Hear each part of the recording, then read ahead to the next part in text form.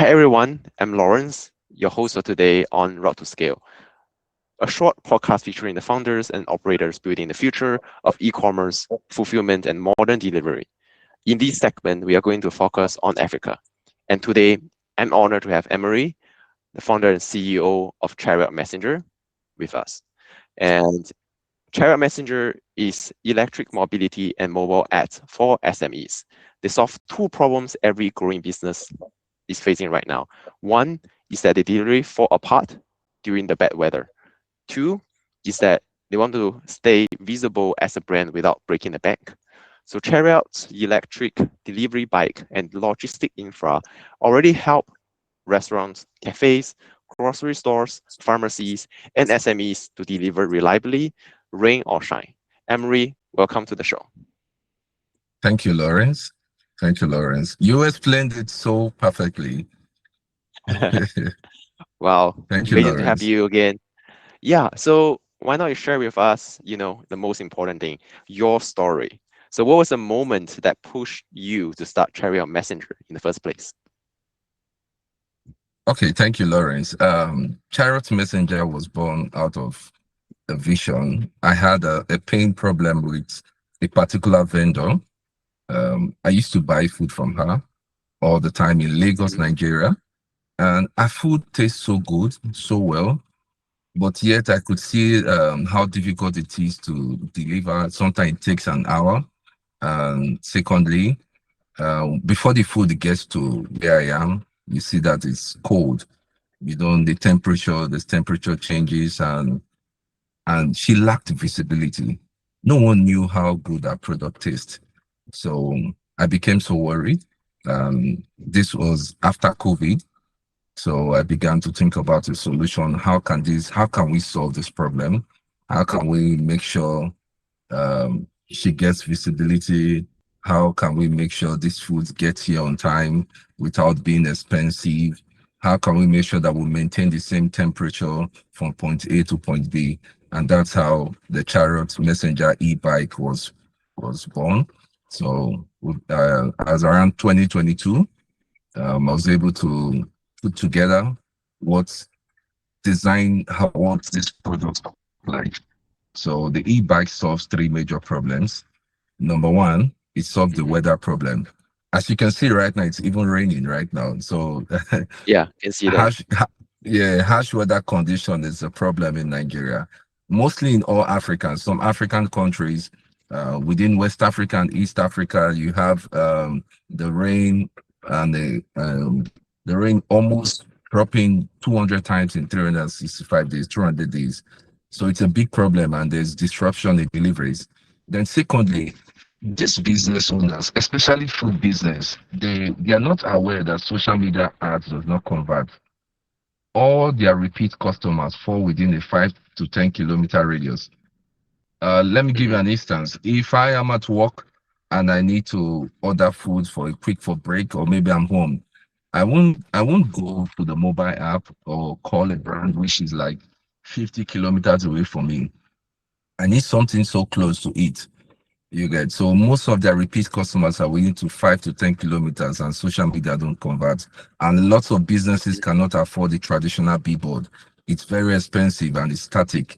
So the Chariot e-bikes also solves this problem. We have a mobile ad box attached to the bikes whereby brands can advertise their product while the bike is on the move. So you get a repeat customers with just one delivery.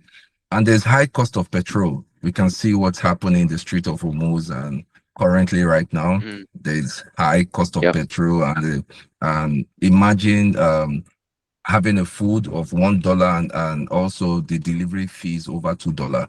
So it doesn't make sense. So, and it's been like this for a very Yep. long time. So we thought about how can we make deliveries very, very affordable. We came out with the electric bike, the battery swap model for it. So our product is killing solving this problem, visibility problem, um, harsh weather delivery in any weather condition, and high cost of petrol. And lastly, when the food was delivered to me, it took about an hour, 30 minutes, and I like my food hot.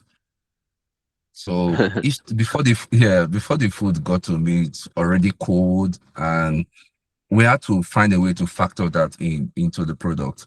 And our delivery box comes with insulator. It keeps the food at the same temperature from point A to point B. So basically, the product is built for food businesses and also for riders. Thank you. Exactly. I mean, who doesn't want the French fries delivered to be, not soft, soggy, right? And at least then Yes, it's not as good as it was when they eat it fresh, right? Yeah, and yes, I would say that, every founder and every great business started, when the founders was trying to solve the very problem that they face themselves. So that was yes, awesome to hear that you are doing the same, right? So then, just going back, your company name, Chariot Messenger. So Chariot suggests speed and reliability. So yeah. what core promises does the name represent to your customer, and how do you deliver on it daily? So the name represents speed. Let me give you an instance. Chariot represents speed. It represents, for me, it represents reliability. It represents order. It's very important Mhm. because if anything has to scale, you need to include order. So when Chariot comes to your business, when you use the Chariot product, you have your business in order. Let me give you an instance. When we built the prototype, the same business owner, the food business I ordered food, she was my first customer in Chariot Messenger. So we started, yeah. So I introduced the product and said, okay, let's give this a try. And she was really, really in need of it because most food businesses needs the product. So here's what Chariot did. We started with 2 deliveries and we end up increasing to 18 deliveries daily. And in 6 months, we're able to do 3,300 deliveries with just one business. Wow. Yeah, in 6 months. So Chariot brought order to our business, made our business organized. The food was being delivered in same temperature, very clean and very reliable. She started getting repeat customers by being seen, advertising our product on the LED advert box. So Mhm. Chariot brings order. When Chariot comes to your business, it gives you order, it gives you speed, it gives you reliability. Wow, I mean, the way how you put it just makes like I want to use Cherry myself already as a business. It's really the name made it sound so trustworthy, right? I mean, Yes. it's definitely a good choice there. So then, can you just walk us through, as early days, how do you land your first business? I think you mentioned a little bit just now. How did you then, what was the initial operations looking like? Was it with like definitely less than thousands of orders? Was it still chaotic, or was it okay? So the first, going to a business, you're being authentic is not your field. At Yeah. first, I was a distributor for beverages, um, and alcoholic drinks. I was being a distributor, and also I'm a designer. Um, I have a business, Luxani Interiors, whereby I design home, will make you find your comfort place. These are my gifts. But this problem with chariots, it's a problem I need to solve. And you are going into this business, you are being uncertain of what the outcome is going to be. So the most important thing for me, I feel, is resilience. Um, when I started at first we have to design the bike. I brought in the first 2 designs. I have my manufacturers in China. I brought in the first two Wow. designs, and yes, I have my manufacturer in China, in You bought Guangzhou. you bought it and ship over from China. Yes, I designed it and reached out to the manufacturers in China. I was able to get the first 2 prototypes to Nigeria, and Yeah. and after doing that, I found out there were a lot of problems with it. So usually, some people will just give up. Yeah, some people will just give up. But I had to keep on. I believe in it. Yes, I believe in it. So I had to keep on testing, refining, and within 5 months, I was able to identify where the problem is. So I went back Hmm. to my manufacturers in China, and we sat. I said, okay, these are the problems we need to solve to have this MVP. We need to fix this. Right. We need to fix this. We need to adjust these areas. We need this to be that with it. So after everything, we brought in the next samples and tested it for 6 months, and yeah, we got the moving value product. So our MVP is solid and it's good. So, but there's one thing I've learned about this whole process. Um, Building in Africa, building in a product that is uncertain, you don't know what's ahead of you. I believe I'm a risk taker. Just keep doing and you You are, learn in man. the process. Yeah, just keep doing it and you learn in the process. You refine every day, you gain clarity. Some days you might feel stressed, some day you might feel like, oh, I need to let this go. But you just keep doing it, and you find joy when you find your product, people and businesses using your product and they appreciate it. So I think that's what's keeping me going in the operations. And I started from the comfort of my home. I didn't just rush and start getting a space. So I started from the comfort, but I was invested in the business Hmm. 100% because you're trying to bring a product, you're trying to solve a Yeah. problem. So you have to give it your all. You have to make sure you're monitoring. Even I was the operations manager. I was involved in business development. I was bringing in partnership, doing everything myself. I had to be involved Yeah. to make sure that I That get that's this what the product CEO out. meant.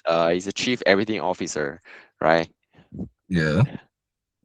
Yeah. And can you share with me, so what's the version of your bike right now? I mean, you say a lot, we make a lot of changes, right? So, how many iterations have you done, and what's the version right now? Is it version 4? So the version of my bike right now is the second version, and it's Okay. perfect. I can't use the word. I want to use the word perfect because it brings order and it Mm-hmm. organizes the businesses and riders currently using it. So we've been able to test it on a very rough terrain for a period of 6 months and see how this bike can work, and it's very solid. Mm-hmm. So right now it's very solid. Nice. So Nice. I'll call it the Chariot e-bike 2.0. So 2.0. Right, yes, this while we waiting 2.0 for version. 3.0 in the Yes, near future. Awesome. Let me yes, just change yes. topic a little bit, okay? Okay. As we know, last mile delivery in Nigerian cities do come with some of the unique challenges, right? So there's Yes. traffic, poor mapping, security concerns and stuff. What operational system have you and your team do to tame that chaos? So in order to tame that chaos in traffic, well, we go with riders who are very experienced. So Hmm. there's poor mapping. The Google Map has a very poor mapping. So you need experience to be able to break that challenge. Someone who is experienced, who understands the terrain, who understands the street, the local riders who really understands the region. Those are the people who tend to employ and bring into chariots. And they can own the bikes because they understand how to navigate those traffic. Because if you have to depend on Google Map, uh, a delivery that's supposed to take 10 minutes, due to traffic, you might end up an hour plus just being on the road waiting. So we have to use experience in that aspect to navigate it. I think that's the only way we can solve the operational gap. And yeah, I think that's the experience covers it all. Yeah, I think that's very, very smart. Always hire the best people that knows where they're going and stuff. Awesome. So, your riders are also, by the way, the face of your brand. So, how do you recruit, train and retain the fleet that consistently meet your service standards? Maybe apart from, just being experienced about where to go. Yeah. Okay, so there's something over the span of 2 years, I've been able to understand something about riders. You need to treat them like they're humans. You need to treat them Mm-hmm. like they are CEOs and their boss. So if you don't Mm-hmm. care about them, if you don't care about their well-being, you end up having a bad business. So the way you treat them, you make them see themselves like, oh, you're great. You give them that encouragement. You make them see the bigger picture. And I let my rider know that when I bring in a rider, I let them know that Chariot Messenger is a path to where you want to go. You don't have to be stuck here. You don't have to be stuck in this business. You don't have to be stuck with Chariot Messenger for a long time. See it as a path to achieve your dreams. I help them find their purpose. That's something I do again because, and thirdly, I also look out for loyalty. There are little tests I can do around to see that, oh, is this person willing to play the long-term game? I also look out for that. And thirdly, I teach them how to give quality service. So we have a training section for riders. When we bring in a rider, we have to educate them on the bike, educate them on what electric bike is, how to use it. Empowerment starts from knowledge. So you have to tell them how important electric bike is. You have to teach them how to use it. You have to teach them what battery swap. You have to teach them how to offer a good service. You have to make them understand that customer service is very important. You can get a repeat customers. You can have a lot of businesses trusting you to deliver their product if when you have good customer, and you have to smell nice as a rider. You don't Yeah. have to look dirty because you're doing rider. So there's something. Let me share an experience with you. I think I have the video on my LinkedIn, a personal experience from a customer. So I had over 10 riders. I taught them how to smell nice, how to look very clean. And one of the rider went to deliver, and the customer did a video user generated content and sent to me. I never asked the customer to do it, and she was so happy that, oh, this rider, you are so clean, you smell nice, you attended to me. So the customer was so happy, and they sent the video. I have it on my LinkedIn, and it's something I was really happy about because I understood how important it is to educate these riders, because most of the riders, they are locals, they are not educated. Um, they are not educated, and most of them, they are trying to find their path in life. So it's not all about working for Chariot. It's about Chariot is a means for you to find your path. So those are the important things I've been able to put in place to make sure that we'll provide quality service to businesses. Such a good example of being very customer obsessed, and I can see why your customer like your services so much, because a lot of hard work has been put in the first place, right? Yeah. Yeah, and as we know, trust is everything in corporate services. Your clients might be handling use over some sensitive stuff or high value parcels that they bought. So, what deliberate step have you taken to earn and protect the trust when they trust you that much? Okay. So in that aspect, it also depends on the rider. The business of logistics depends on the rider. So if you care about the rider will care about the product you're delivering, and thereby when they offer excellent service, your customers sending important insurance, they're going to trust the company. And for important documents, the riders are assigned to are the ones have provided accommodation, have been able to identify where they live, be able to have a proper check on them. Those are the particular riders that can handle sensitive information. In the midst of 10 people, you might always have a Judas, but the ones who have tested their loyalty, who have been with the company since we started, those are the ones that can handle important files and documents too. I also provide accommodation for them, for the ones I can. Like I said, the well-being of riders are very, very important. When you care about them, and when you show them that you can be better. This is not the final bus stop for you. They are going to take care of your business very well.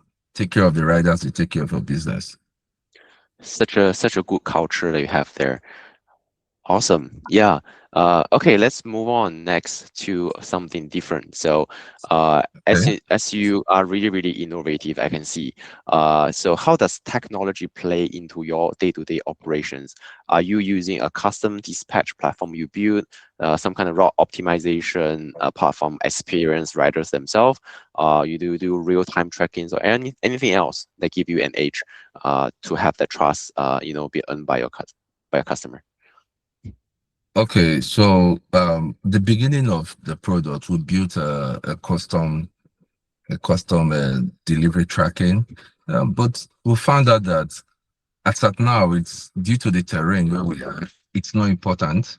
Well, I say it's not important. Why? Because there's no proper Google mapping for that.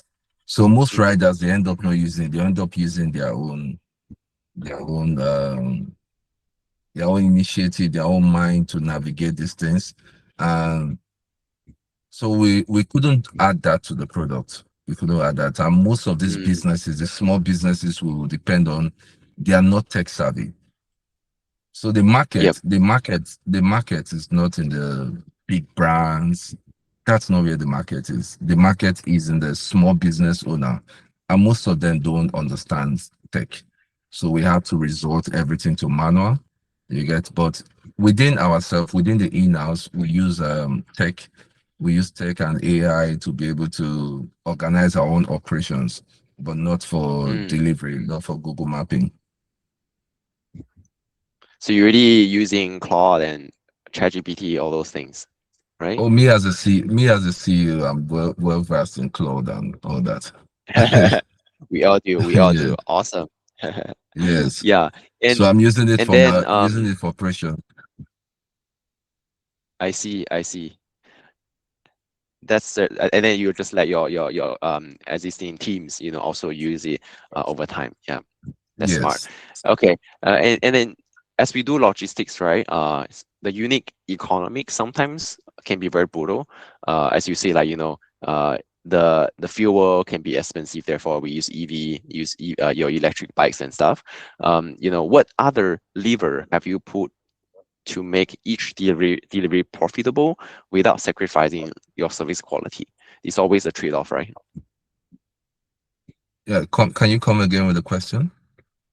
Yeah, so your unique economics for logistics can be really brutal, right? There's a lot of calculating, between service quality and profitable for each delivery. So what kind of other levers do you pull to make sure that your each delivery can still be profitable at the same time of, maintaining your service quality? Okay. So, you know, for the past 1 year, last year when we started with deliveries. I saw that it was very difficult to get the unit economics, and and over here in Nigeria, in Lagos, most riders they are thinking ownership. They don't want to be Mm, on salary. They don't want to be on salary. So we found out that this business model is going to be difficult. So we had to pivot. As much as we were able to do over 4,500 deliveries, it was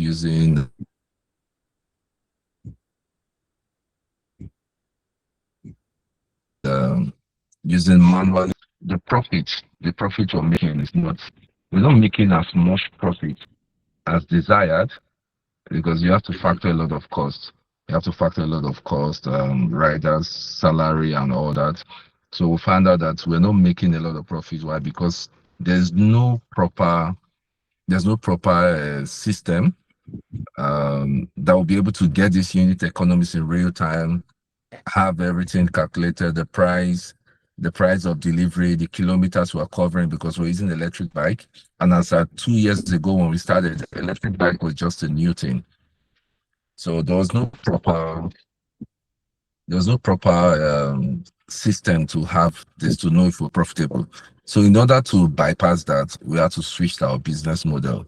So we switch into infrastructure, whereby we provide the infrastructure, we have our riders on daily payment plan, whereby at the end of 12 months, they own the product. So it's more easier that way for me as a business owner to be able to manage all this and see if we are profitable. So now the riders, they Mm. own the bikes at the end of 12 months, and we provide the battery swap. We don't sell the battery. We provide the battery swap continuously forever, whereby wherever we have a battery swap in different strategic locations. So it's more easier as a business owner to have the calculation, to calculate the metrics, to have the know if you're scalable or you're profitable. So it was difficult at first. That's why we had to switch the business model. Yeah, yeah, and that's I think that was definitely a smart move. And while delivering and making the service that quality service that you were starting out with in the first place, right? And as we know, customer acquisition in the B2B corporate space, often relies on relationships. How have you balanced, word of mouth growth Yes. with more scalable sales channels? Okay, so for now, all the customer relationship I've had, all my customers have been word of mouth, people I know. Most times when I target a customer, let me just put in my model. When I target a customer, I go to their business location. If it's the food business, I go there, I buy food, I eat. Then I engage in Okay. conversations. I engage in conversation with the manager, the decision, who has the power, the decision making power there. And I introduce Chariot Messenger. And you find out that most of these businesses, they all need logistics. Yeah. E-commerce, restaurant, they all need logistics. So since there's a market for it, you definitely have people listening to you. You have the decision makers in every business is listening to you. They can't say no because they need it. So when you have a better product that solves four problems Mhm. within the business, it helps them. They are very, very happy to come in. So every customers I've had, every businesses I have on Chariot, and every swap stations, they were built on relationship and strategic positioning of myself as a customer to them, then introduce the product. So we've not had any social media or any sales pipeline to get this. So single-handedly, I've been building these relationships. Yeah, I think while a lot of startups looks like shiny, from the outside on the social media, but the actual great startups are built this way, right? With actual founders going down there, talking to the Yeah. actual users and understanding their needs in the first place. I think Yes. that's the best way of building it. Yeah. And Yes. what is then a painful mistake you made early in the business that maybe ended up teaching us the most about scaling a logistic operation in Africa? I'm glad you asked this question. The most painful, I think most founders do that. Something that's very painful. First of all, you're trying to build a business, you're trying to build the shiny part. You're trying to avoid the main operations. So you Yeah. spend money trying to look like a company. I fell into that trap. Yeah, you See. spend money trying to create a website. You spend money trying to get an office. You spend money trying to do trying to build a band guide, and you've not built the business. You're trying to you're trying to Yeah. paint your company. So I think I fell into that trap at first, and secondly, another mistake I made. The first product, I can say it's due to lack of experience in building in logistics.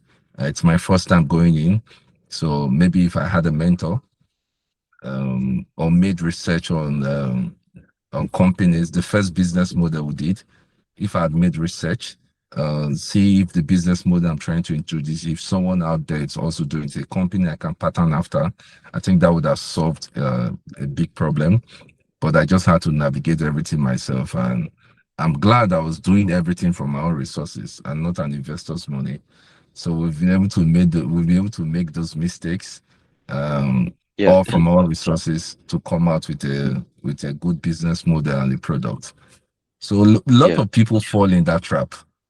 Yeah, I Yeah. feel a lot of people falling because I fell in that trap.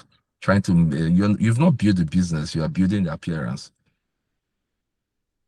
Let me just say, it's very common for us founders to make a lot of mistakes. But the thing is that we are the ones that's able to stand up and then recover the fastest and learning from our mistakes and still moving on as fast as we were, right? Yes. Yeah. So as we grow, how are you thinking about your growth? Is it deeper penetration in your current CD for what you're doing in the infra side? Or are you thinking of expanding to new cities, adding services, or maybe including warehousing or adding fulfillments? So I'm thinking of expanding to new cities and new countries. So I've started even making inquiries in East Africa, Mm, mostly with countries with more stable policies, government policies, and for the infrastructure base, electricity is very important. yeah. So yeah, last year I made a trip to East Africa to Mhm. see how the city understand the logistics there. So moving into new countries, I feel for me it's very important, not just new cities. From Lagos to East Africa, where there are more stable electricity and stable government policies, I think it's very important for the business. So I've done my visibility study in this, yeah, in the East African country, Rwanda. So I was there, I did a visibility Oh, study, moved around, understood the logistics and all that. So for me, Chariot Messenger pivoting for Chariot is from Lagos, Nigeria to East Africa. For me, that's why I feel it's very important. Then for warehousing, um, that would have been what I would have loved in the old business model. But with this new business model, I feel what's more important is the infrastructure for battery swap. yeah. I can see that coming. I can see that coming, especially with Yes. like the economics and everything, fuel price increasing every day. Yeah, Yeah. that's definitely, I will agree with you. Yeah. Um, awesome. And then as the logistic sector is actually, as you know, it might be getting crowded also. What do you believe Chariot Messenger does differently that keep ahead as more players are entering the market? As things might be that dynamics, right? As we know, maybe one day later, your competitors may also change to using electric bikes too, um, or maybe some of them already are. Yeah. So how do you differentiate yourself? So now I've been able to craft my own niche from the logistic business. Um, I don't believe I have a competitor. So even if it's someone who come in, we're already years ahead. So Mm, Chariot Messenger is focused more on food business. So that's why our prototype, food business, groceries, and pharmacies. We can also deliver documents. That's why the prototype, the bike, I can't call it the prototype. The product was designed for this purpose. So crafting my own niche out of the logistic business is very important. And we've been able to do that in Chariot Messenger. We have our focus area and we've been on it for 2 years now. So and we have our patent, our bike are patented. We have our license. So we've been able to secure that. So if anyone coming into the game to focus on the area where we are right now, it's either you're trying to copy from something and trying to copy from it. We are the original, and besides, we the demand is so high. In Lagos we have almost 400,000 orders a day when it comes to food mm, business from my research. So yeah, so we'll be even just only in the city where I am, in Lagos City, the area where I am, we have over 400,000 orders a day. So with the logistics space over here, even in the food business space, is so big that we even yes. need more players. More players should come on board.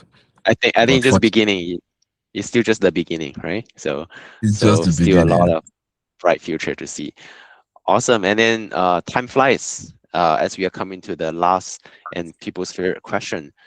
If you were mentoring other people, other founders, other entrepreneurs starting out in the last mile delivery scene in Africa today, what is the one piece of advice that you insist that they hear? Or maybe think of it like, the Emerie from maybe 5 years ago, right? What would you say to yourself 5 years ago? Yeah. Leverage. Understand leverage. Leverage is very Mm, important. And understand that you can't build alone. mm, Don't fall in that trap. I've been in that trap for long. I never understood leverage. I never understood having team members on board. So I've been a solo founder building, but now I've gotten to the point where I understand how important leverage is. And most partnership I've been able to build. Currently, we just launched 2 swap stations, 2 swap partners in Lagos, and it's leverage. mm. I've been able to understand the power of Yes. leverage. So I advise every founder, understand leverage. It's very important, and get a team. It's very important. That's that's very, very wise of you. Thank you so much. All right, as we closing off the session today, I just remember that when I was pretty much like 10 years ago, I was thinking like looking at the bikes of the delivery guys like Uber. I don't see them having anything, on their bikes when there's just space for a lot of advertisements. And then it came true today as Emerie is, telling me their electric bikes has all those advertisements on top. It's really, really smart and innovative. So let's wish Chariot Messenger and Emerie's team all the best to their endeavors for the future.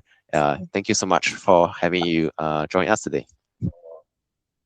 Thank you, Lawrence. Thank you. It's my pleasure.